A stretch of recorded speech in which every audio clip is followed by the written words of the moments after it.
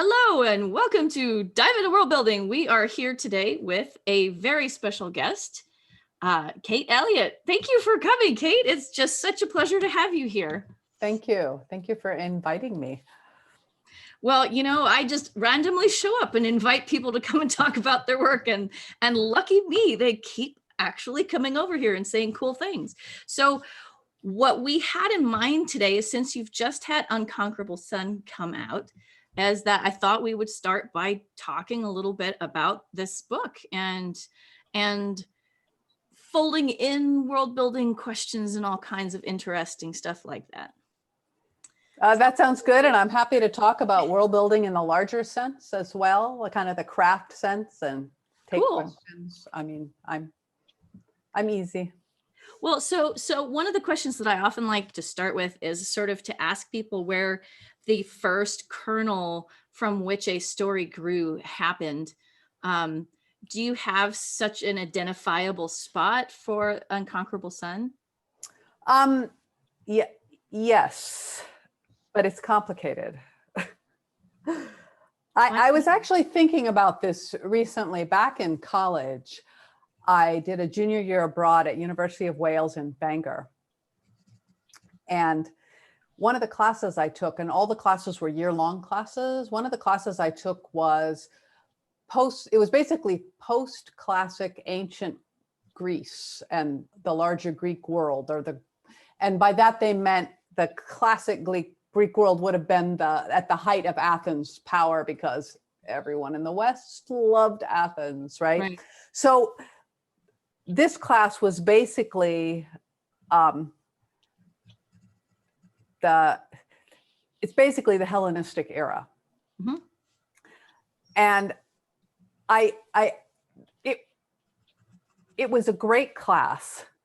And it also taught me the essential issue of at least that my professor felt about the Hellenistic world, which was what the great importance of the Hellenistic world and of Alexander's conquest wasn't really Alexander's conquest, but the spread of Greek as a lingua franca, but also the spread of these easy connections, maybe not easy, but these wide connections within the Hellenistic world, which was a world of great ferment and a world of many, many cultures coming into contact and interacting in a much more profound way, because of the way the conquest had spread kind of a Macedonian overlordship across this huge span. And as a tangent, because I always have to go on a tangent, the Persians actually had the first multicultural empire, maybe in world history, the empire created by Cyrus.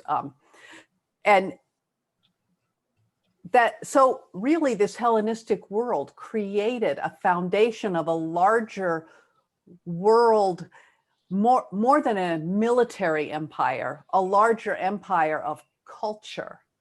So you can kind of look at that as a precursor of, say, the American century or the American half century, in which American culture was everywhere because of the strength of America's empire, the strength of America's economy, the strength of America's Hollywood and cultural and music, how it spread all over the world. So everyone knew, who, let's say, Michael Jackson was, right? Whereas we might not know who the big music stars of another country would be. And so the Hellenistic era functioned in that way. So that was probably my earliest really strong seed. It kind of like set a seed there, and then that kind of sat there for a long time. When I wrote the Court of Fives trilogy, which is a young adult fantasy trilogy, one of its inspirations is the Ptolemaic Egypt, and Ptolemy was one of the generals who, after the death of Alexander, his generals fought over the empire and set up different kingdoms and proto-empires. And the man Ptolemy took over Egypt, and so you had as this upper class over a large indigenous population, and I use that as the setting for it's a fantasy inspired setting from the idea of that place, of that political sphere, right? And that kind of kicked me back into the Alexander idea. So because then I thought, well, this would make a great space opera. But the story of Alexander and his generals is actually a great space opera. It could be done as a fantasy very easily, but doing it as a fantasy doesn't really change that much from what it would really have been like historically. That's true. You add magic to it, but you don't give that extra thing to it, whatever that thing may be. That extra, it's a different aesthetic when you put it into space. So right. That's my short answer. That's awesome. I can see your point about the difference between treating it as a fantasy and treating it as a space opera. So were there particular elements that you really wanted to bring in from space opera that you thought would elevate the story specifically? Well, when I think of space opera, I basically think of anything goes, first of all. Second of all, I think of opera, which is big. And it's kind of ridiculous. Opera it's over the top. You go to opera for the big stage and the costumes and maybe the tiered sets, and every emotion is the biggest emotion you've ever seen. And people get whole arias to, and then you have extras who march around. I mean, so to me, that's what you go to opera for. Right. Is the spectacle. So I think space opera can have that kind of spectacle as an aesthetic. And that also seemed to me to work well with that story. Sure. And then you gender swapped it. As one does. As one does. Yeah. What was that? I mean, so did the story take naturally to the gender flip for you? Yes. Yeah, it was very easy. All you have to do is assume that women are equally human beings and competent and skilled and ambitious and cutthroat in the same way others are. Once there's really no issue to it. If you start with that premise. If you don't start with that premise that women have to be like men but are naturally something else, then it wouldn't work. But I never started with that premise. I mean, in my whole life, I never started with that premise. So so it was very easy to do. But in world building terms, to talk about world building terms, I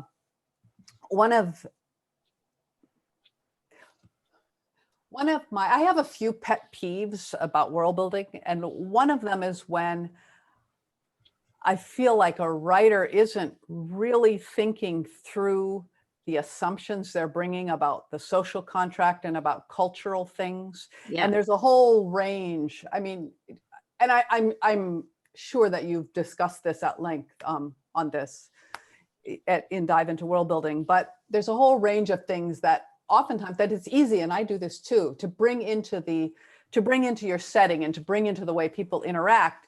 And if I'm not examining where I'm bringing them from and why I'm bringing them in, I may just replicate things I was told when I was 10 and things I thought were true when I was 16, because that's what society told me. Or I may not see outside the small cultural area in which I was brought up, for example. But so part of writing it is to say, how would these people see it? And how would they interact with it? And it needs to be its own thing. It needs to be consistent within the setting you're creating for that world. And it's okay to say, I just want to create a American suburb, generic Anglo-Saxon WASP set relationships for everyone in my future world. If someone wants to write that, that's fine, but they should be conscious of it. Yeah. As opposed to having, my classic example is the one from the end of Mulan, the cartoon, where she's brought to the imperial palace and she hugs the emperor. This would never happen. It would never happen. And it really bothered me because it wasn't necessary. Yeah. I mean, one could talk other issues about that movie, but that in particular, I felt like I don't know. Anyway, I felt like the people who wrote it didn't think about what they were doing. Yeah. They didn't think we're going to do this so that I don't. Anyway, that's it's a bad example maybe, because it's a little over the top. But so for me, it was fairly easy to just take this assumption that this future world is not going to deal with gender the way we deal with it. Mm-hmm. Yeah. So, well, one place where I noticed that was when you had the Queen Marshal sometimes being male and sometimes being female. Yeah, I did that deliberately. That was actually something I started with using Queen Marshal, but I knew that there were like Irene, who's the Queen Marshal Mm-hmm. of the Republic of Caonia. I knew that her older brothers had ruled before her, and I could not bring myself to call them King Marshal because it bothered me, but also because there's another reason, there's another world building reason that Queen is the name for a ruler, that I can't talk about because it'll come out in book 2. But then I just thought, we say king as a title. King can be gender-based, but it can also just be a title, right? It means a ruler. So why not just make queen the ruler? So and the marshalate is tiered. So you have crane marshals and tiger marshals and kite marshals, and you don't see that much because they don't talk about it. They wouldn't talk about what it means. So queen is just the highest rank of marshal. Oh, okay. So a marshal is like a general or an admiral. And so we think about 2-star generals, 3-star generals, but they use words to mean that. So queen is just the highest rank of marshal, and there can only be one. So that's what it comes from. And that's the kind of world building things that actually I really love. But that you don't necessarily explain in text, because the people in the text aren't going to explain it to anybody. Right. It's the way that you sort of express the normality of something by not really examining it, but just saying, yes, this is how it works, and everybody knows that, and here we go. Yeah, it's just there in the text, and that can be good on the one hand, but then it can be sometimes demanding for readers. And I think as writers, we have to decide whether we want to explain things or whether we want to let people just experience them. Some people might not get it. And that can sometimes be a barrier for some readers. And there are times when you have to make that decision to explain it, if you think it might confuse people, especially when it runs up against expectations they might have, really strong expectations they might have. And sometimes you have to explain it to it's like a ladder to help them get over their expectation that you're trying to be subversive of, or to explode or something. So it just depends. We have to, I think with everything we do, we have to make those decisions all the time. So there's a lot of besides the big decisions, there's a lot of little small decisions that I at least am constantly making when I'm writing. That's cool. So actually I have a question that's related to the world building, and it has to do with the number of different names and sort of cultural references that I'm seeing in the text of this book. Do you have a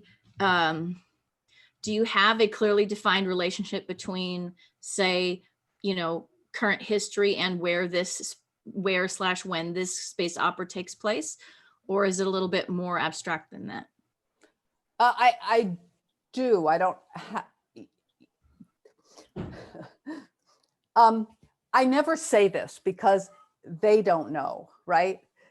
There's just a reference. There are references in the text to the Celestial Empire, which is this legendary place that people came from on generation ships a long time ago.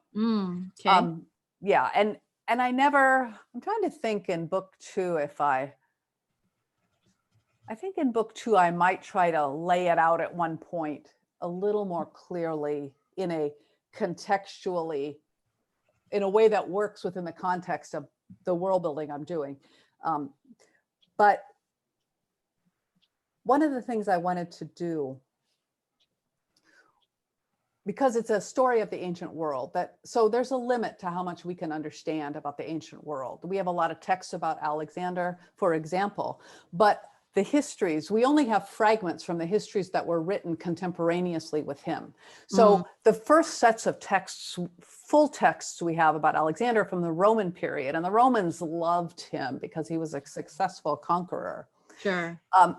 And then we have a set of legendary stories that show up in medieval Europe, that show up in medieval Persia, that show up in India, that show up in areas in the Middle East, and show up in early Islamic texts, because his conquest had such a big impact on those areas that his story gets incorporated in there as well. Right. But again, what do we know what can we know that actually happened? What is legend? And we can't really,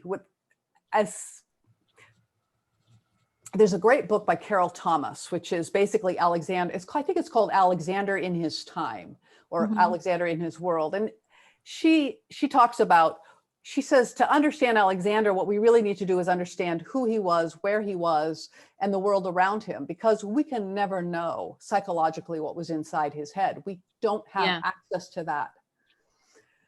And the same is true of the ancient world. And so one of the things I wanted to do with a space opera set thousands of years in the future, in an area, let's say, a huge distance away from today's Earth, was to get across the same kind of thing that we have when we look at the ancient world, when we look at Sumeria, where we have fragments, right? We're trying to put together what that place was like from fragments. So we can know a few things and we might put them together wrong. Yeah. And that's how we look at the world. So the people in this world look at the celestial empire, which is what they call what you and I know as Earth, right? But they don't call it Earth. It's not a word. They have a broken relationship to the past. So that's why I chose to use real names and real references rather than to go the Star Wars route, which was to make up names. I wanted that extra bit of resonance. So the reader, it's like the reader is in on the joke that maybe the characters aren't in on. So it's kind of meta in that way. Yeah. And that's another thing I felt I could do with space opera, that I could have layers of what was going on, the layers of their story, the layers within their story, and then the layer of me talking to the reader. Yeah. So that's why you see there's a lot of Easter eggs in the story. A lot of Easter eggs in that story. I noticed a few of them. Yeah. I noticed some people that I know. Yeah. So that's cool. I'm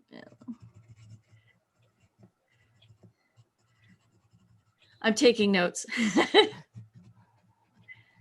Perhaps one day I will actually write them up. I have not been on top of my notes for a while, but hey, but hey, hope springs eternal.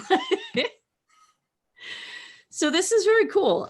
So I noticed a lot of Tuckerizations, which I think was fun. But I liked the just sort of lots of different kinds of sources that you were putting together when you were doing the naming and all these different kinds of things. I like to think of, like, imagine the Library of Congress or some great archive in the UN that gets broken into pieces, shaken up, and then 3/4 of it lost. So that's what so 1/4 of it remains in broken pieces, and that's what they're putting together. And a lot of it was, and my other thing that I had in my own mind was a lot of it was ancient world stuff, what we would call ancient world stuff. Of course, everything to them is ancient world. So that's one of the reasons I use. So you have Bronze Age, the Bronze Age Chinese, archaeological sites are the names of the planets in Molossia system. And in fact, Molossia, Caonia, and Thus Protus are the Latinized names of early Epirus, so that early Macedonian Greek area. And that also allows me to use very, very old names that many people won't be familiar with. So they look new, but they aren't new. Okay. So you'll have like 2 readers out there who are like, wait, I know that. Oh, it's been interesting to me. My cousin wrote to me and said, was that an electric company reference? And I said, why, yes, it was. Someone else said, that wasn't really a reference from, I can't remember which game. And I'm like, why, yes, it was. So, yeah. Well, that sounds like great fun to do in addition to it just is fun, and it's different. For like, if I'm writing a fantasy novel set in a secondary world, I can't make those kind of references, not because it would violate the compact. Yeah. Right? The compact between me and the reader with the secondary world is that this world is not connected to ours. So then my goal as a world builder would be to create things that are consistent within that world, but that don't make me think of something in our world. Right. So they wouldn't write with a Bic pen. They would write with a pen. So then you have to have another set of things. And and if you want those layers, you have to kind of try to construct them independently. And that is a whole other can of worms. Yes, exactly. And and that's one of the things you can do in world building is you have to decide how much information. You have to limit your information up front. I have, over the years, it's taken me a long time to understand when people say, oh, that was the opening was easy to read. It doesn't always mean that it was a lot of action. She climbed up the cliff, she killed the harpies, then she, flew away on a flying pterodactyl. I don't know. What it means is that there's, for me, one of the things it can mean is low information load. So if you start a page, if the first page of your book, I remember opening the page of this was many years ago, opening and reading the first page of a novel. And I've read a lot of science fiction and fantasy. I have very high tolerance for new information. Yeah. And in the first 2 paragraphs, there were like 3 made up terms that didn't have context yet because it was deep in the main character's mind. And I was like, I don't know what these mean. I have no context for this. Yeah. So a lot of times, if you put too much density, too much information that they have to figure out early on, and this is something I'm very aware of because I do it too much, and it's something I'm constantly working on, that, as you said, you can build the equivalent of a Bic pen, but you don't want to do it on page 1. No. Unless it's crucial, unless it's a crucial plot point to the ending of the book. You want to build up so that halfway through or 2/3 of the way through, you can reference something and the reader has context for it and goes, oh yeah, I get what that is. And those are actually one of the funnest things about world building, is bringing your reader with you so that you can have something happen that you don't have to explain because you've explained it before and the reader gets it. No, she looked him in the eye. Oh, that's an offense against, the holy temple. Something bad's about to happen. Got to turn the page, right? Right. If you can build it up so that they can make that connection themselves based on what you've told them up to now. Right. To me, that's gold for a writer, because now the reader is engaging not just with the surface words, but with the underlying, just like we engage with our own culture. We have all these things that we respond to because we know the cultural context of them. It reminds me, actually, in a way, of going many years ago. I went to a lecture. A guy was talking about medieval manuscripts, and his specialty of study was the marginalia in the manuscript. So the monks would write this and that and the other thing. And he said, marginalia in these medieval manuscripts is equivalent to stand-up comedians today. Because if you're not culturally part of it, you don't get the joke, because these kind of jokes are and comments are so specific, not just to say 2019, but specific to this area, you know. So a joke that's funny in one place, just be like, I don't get it, you know. And it was the same thing with the marginalia, and it can be the same thing with world building as well. If you want to, if you have time, you can't do it for everything, but if you have time, you can have a few things. So now the reader is invested in an even greater way because they get the in jokes. So in that way, world building, really, really well layered world building over the course of a book or a trilogy can create basically inside information that the reader has, that the reader deploys as they read.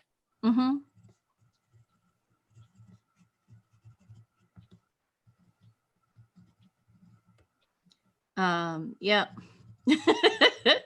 Definitely. Paul, do you have something you want to ask? I have tons I would like to ask. Well, why don't you bring something in?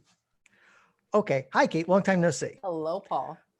So there's many things I can ask you about this book. So I'm going to go with what you thought of how you came up with the whole mass media and social media and news aspects of the novel, and how Sun and her companions interact with it. That's so easy. So a few years ago, I had the opportunity to go to a Big Bang concert. And they were at that time like the big K-pop band. They're not now BTS is, and I'm sure there's somebody new coming up even now. Anyway, with my daughter's partner and her brother. And so we went to this concert, and it was wild. All ages at the concert, and it wasn't really a concert. It was really like they did some games. It was like a shtick and then some singing, right? And then they had some audience participation. So they did this whole set, and then a little interview segment. So they did a whole set of thing with it. And because for those who, do I have to explain K-pop to anybody here? These idols, yeah. So yeah. And I was really struck by the whole sense I got of the machinery of idol making. And that was it, man. The light blew up in my head, and I said, I'm gonna have this, but it will be used because it's a political thing. It can be used politically. It's exactly the kind of thing. It's exactly the kind of thing a Philip of Macedon would use had he had access to it, because he was a very, very, very smart man. And Alexander, in fact, in many ways did do things like this. He gave one sculptor permission to do his likeness, but no one else could, right? Those were the official Alexander likeness sculptures. I don't know that any have survived. Maybe one might have, or it might be like one made after. I think it's Lysippus is his name, maybe. And he had people who wrote his official, Callisthenes, who wrote like his official history, and that would get sent out periodically. And he really can. And Alexander brought people along. They had games, they had literary contests while he's marching in conquest for years across this vast, across half of Asia, because that's what you did. And so to me, this idea of idol machinery, where you create these people and then they become, and create the relationship between the idols and their fans. The whole idea of propaganda and then the actual history of Alexander, they just fit together. And that's where it comes from. Interesting. It's wonderful. Thank you. Very cool. Nobody has guessed who Alika is yet, though. the analog. I was looking through history, like, can I figure, is it history or is it some It'll other become reference? obvious in book 2 because Okay. there's a thing that happens in book 2 that is clearly related to this person. So, Okay. Hmm. yeah. Yes, now we are all thinking very hard. So I was actually very intrigued by the way that you were digging a bit into the narrative versus reality in terms of the morality of war, and how there was a contrast between the way something was portrayed to have happened and the way that it actually happened in a couple of spots. Is that something that you wanted to articulate with specifically, or did it just happen to fit in? Yeah, well, I mean, I've always written about empire. It's actually one of my kind of like, I'll call them greater narratives. I think writers often gravitate to certain narratives that just really fascinate them. And then they kind of do recapitulations. They look at it and then they look at it from another angle. And empire is one of mine. It fascinates me, but war is horrible. And there's very, very, very few times that I ever think that there's really any justification for it. Most imperialism is bad. I mean, it's present, it exists for thousands of years. Yeah. But it also does terrible, terrible things to people. It destroys cultures, disrupts countless people's lives. People die. I mean, just on and on. So that all of my work, I think, has that conflict between kind of my fascination, and I don't mean that in a I think it's cool way, but the mechanism of empire, and partly because I grew up in the United States, right? So yeah, absolutely. We live in, well, we'll see how long. Anyway, I'm not going to get into politics. So I think that conflict has always existed. Yeah. With why do empires keep forming in human society all the way back? And what happens to them, and what does it mean for people? So it's just, that's true of all my work. So it was a natural, and in fact, one of the most challenging aspects of writing this story is that one of the older Alexander narratives, and by narratives, I don't mean one of the actual written histories of him, but the meta narratives of Alexander. One of the Victorian meta narrative of Alexander was that, which the British historians loved naturally, is that he brought this idea of world peace that he was going to bring to all these people, and then it would be peaceful because he would be the ruler and enlightened, right? The Persians were actually a pretty amazing empire until they did what every empire does, which is start fighting among themselves and start collapsing.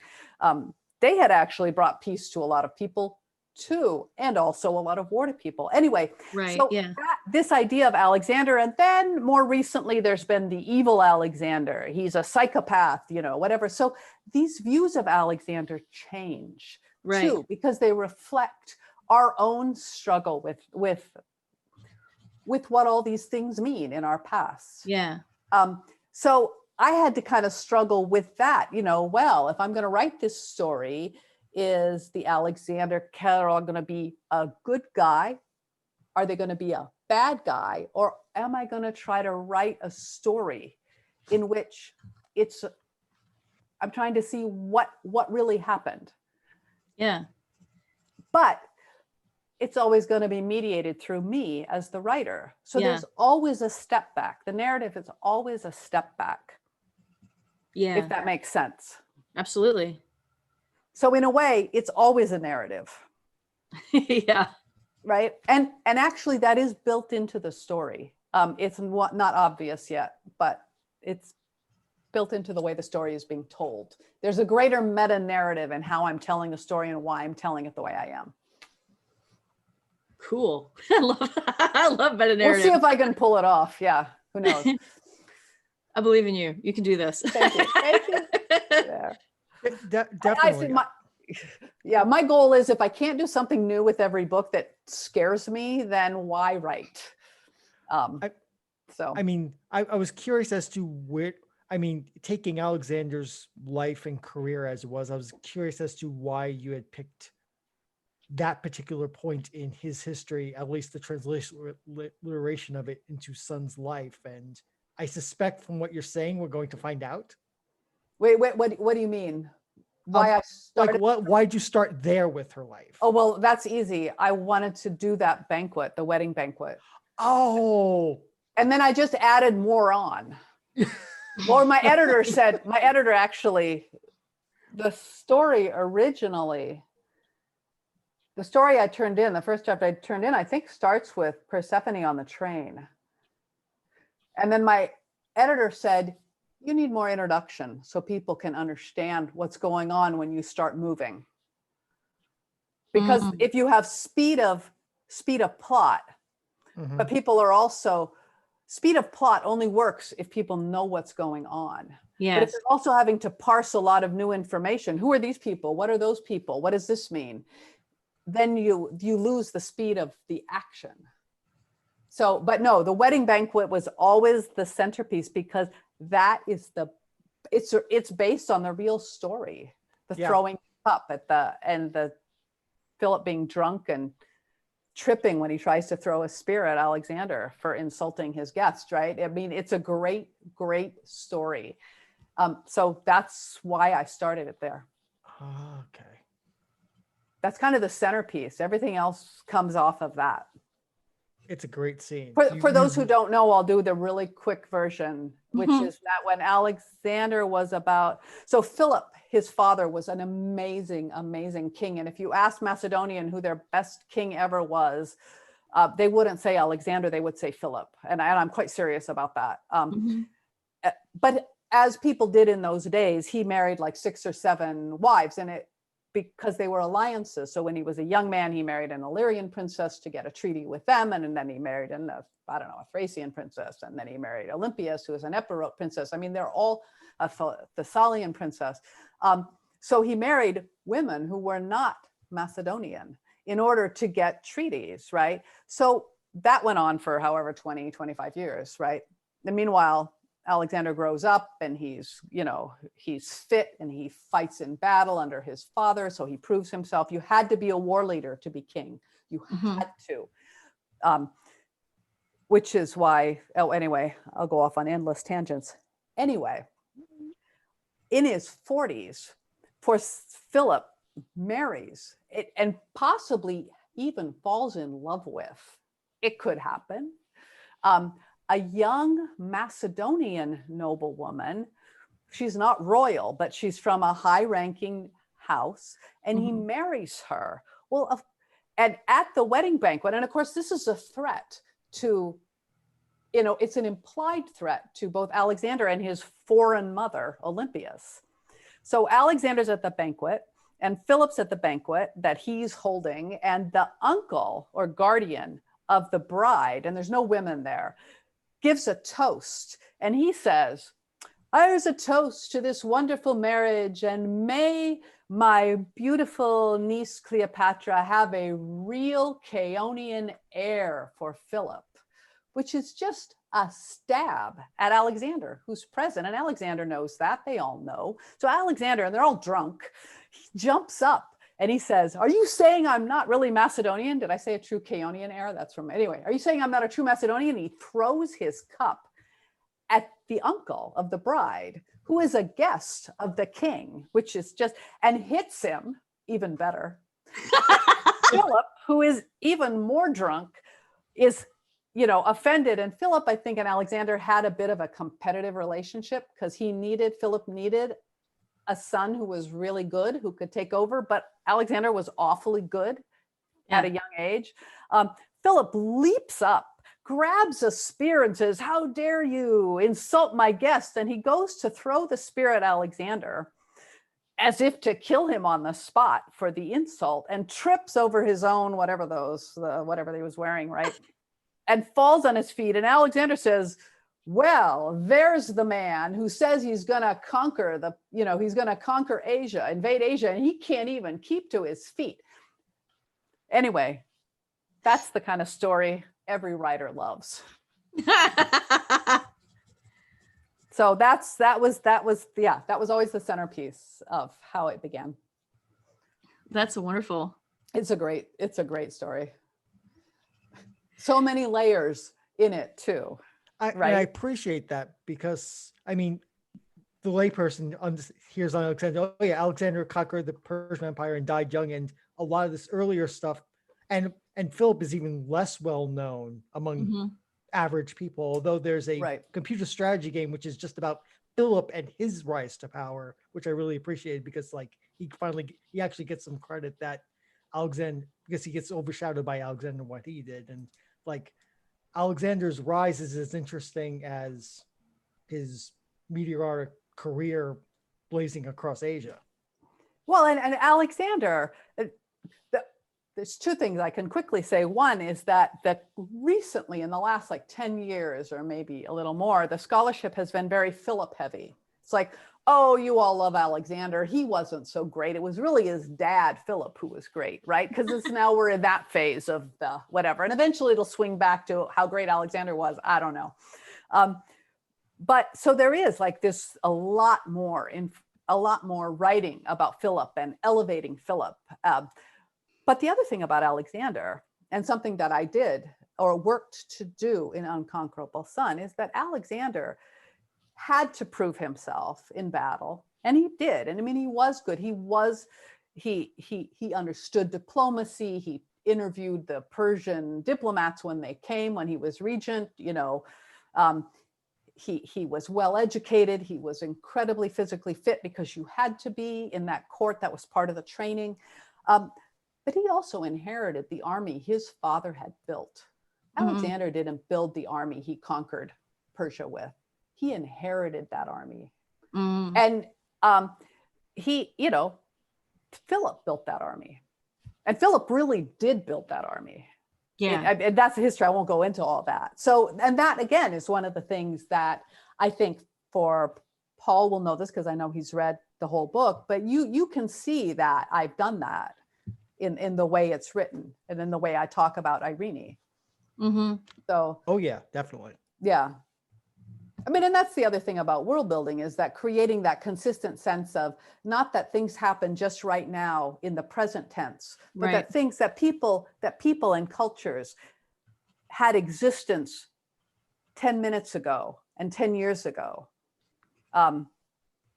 Not just in like, I've written a history with dates on it, but the sense that they had lives, and that what happened before affects how they react to things now. And it's not that you have to tell the reader all of that, but it can pop up in ways that illuminate the narrative, or that illuminate how someone reacts to something. Yep. Like Persephone's story and what she finds out about her own life. I'm trying not to spoil. Right.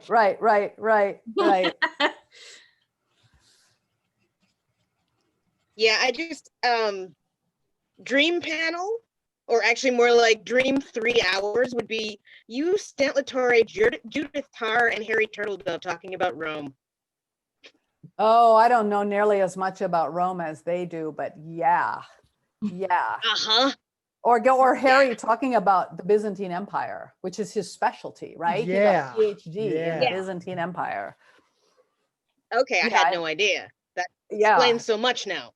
Yes, exactly. That's the whole Videsso cycle, is the Byzantine Empire translated to a secondary world.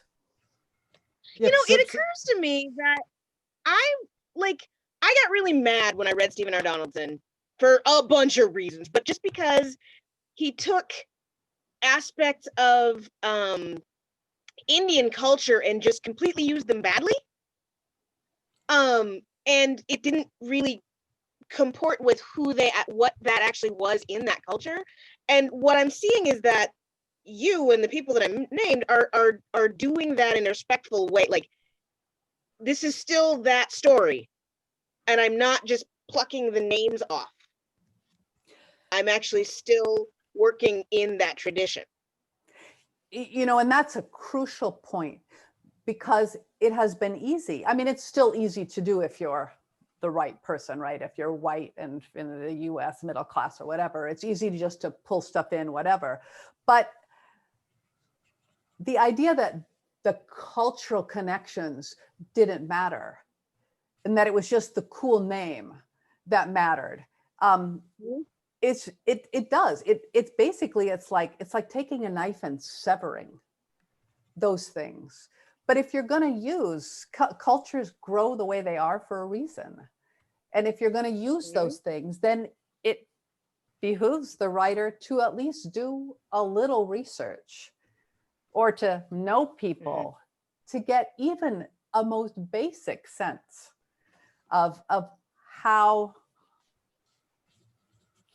what things mean in the other cultural, what a thing means in its own cultural setting. And that's what I meant by like saying, I'm going to use these names, but everyone's going to behave like, you know, people in a US multinational company, you know, so there's no context, so the things don't fit together. Yeah. And I think one of the things about it is that it actually relieves the writer of some of the work, because I'm not sure how many people don't know this, but people in history were interesting people. They weren't just, you know, white statues that stood around and looked like this, you know. They were drunk and stupid and passed out on the floor and all of, like, you don't have to write all that stuff. It's already there. Exactly. You just have to know where to look. Yeah. And you have to bother to look, right? Or rather than saying, well, I saw this Hollywood film, you know, and the Middle Ages was like this. It had 98 men and 2 women in it, right? That's the Middle Ages, right? So, no. yeah. But history's amazing. People are amazing. And the literature from all over the world is amazing. Why would you not want to, at least, you can't familiarize yourself with everything, but I don't want to say it's there for the taking, because taking then is a transactional thing, but it's there for the experiencing, right? It's there for a relationship if you want to put that relationship in. What's left? Yes. Well, we are not going to have a huge amount of stuff from, you know, old Malawi, because those things were raised on purpose. But we're going to, certain people are going to have to do a huge amount of reimagining to make that happen. The same thing with the mound culture in Missouri. Cahokia, Cahokia, but yeah, that's a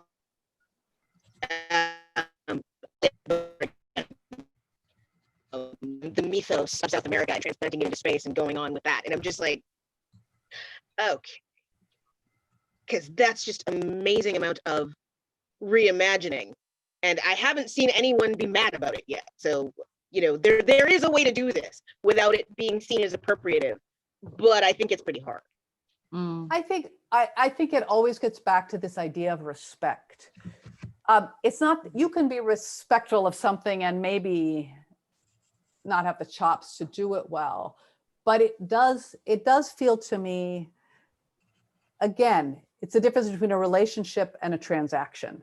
And if you treat something purely in a transactional sense, I just think that even if you do it well, it's not going to have that, I don't know what, it's going to feel like a transaction. Whereas at least if you try to start from a base of saying, I want a relationship with this material, at least that's like saying, I want a relationship with an individual. It might be distant, it might be whatever, right? And you might not become best friends, but it's mutual. Well, I guess it's not mutual, but it's you're approaching it as, this is a bad example. I don't know what else to say. Maybe someone else has an idea like you as an equal, or, you know, anyway, something like that. Well, you're not taking it to impose your own structure on it. I think the use of emic and atic from anthropology might be useful here. The idea that when anthropologists used to go into cultures, they would initially be evaluating them on the basis of the structures and values of their own society, which was called an etic point of view.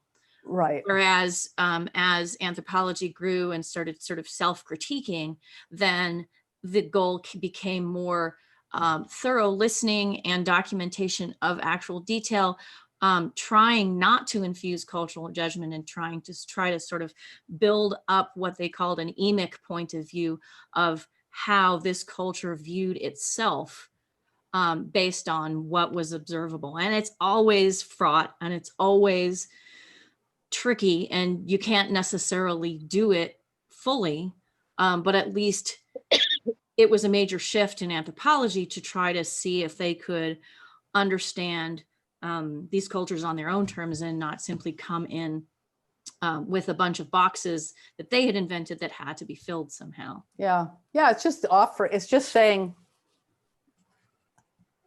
you know, this person is as valid as I'm valid.